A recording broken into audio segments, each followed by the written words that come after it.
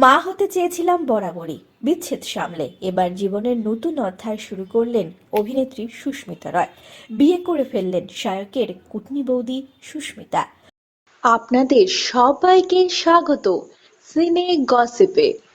জনপ্রিয় অভিনেত্রী সুস্মিতা রায় একাধিক সিরিয়ালে নজর কেড়েছেন। বর্তমানে তিনি জনপ্রিয় ব্লগার। তার একাধিক ব্লগ দর্শকেরা বেশ পছন্দ করেছেন। সব্যসাচীর সঙ্গে বিচ্ছেদ কিংবা দেওর শায়কের সঙ্গে তিক্ততা বরাবরই উঠে এসেছে তার নাম। এবার নিজের জীবনের নতুন অধ্যায় শুরু করলেন ছোট পর্দার জনপ্রিয় মুখ সুস্মিতা রায়। সামাজিক মাধ্যমে ছবি শেয়ার করে সে ইঙ্গিত দিলেন অভিনেত্রী। বন্ধুরা, অভিনেত্রী সুস্মিতা রায়কে দেখা গিয়েছে এই ছবিটি শেয়ার করতে। তার সঙ্গে অভিনেত্রী উল্লেখ করেছেন, মা হতে চেয়েছি বরাবরই, এই একটা ইচ্ছা কখনো মন থেকে মুছে যায়নি। একটা শব্দ শোনার আশা, মা। আজ ৩৬ বছর বয়সে এসে সত্যি আর কোনো ভনিতা করার সময় নেই। নিজেকে আর মিথ্যে সান্ত্বনা দেওয়ারও শক্তি নেই। বিয়ে করলাম, তোমরা সবাই আশীর্বাদ করো। অভিনেত্রীর এই ছবি প্রকাশ্যে আসতে অনেকে যেমন তাকে শুভকামনা জানিয়েছেন, আবার অনেকে সংশয় প্রকাশ করেছেন, সন্দেহ করেছেন সত্যিই কি বিয়ে করেছেন তিনি।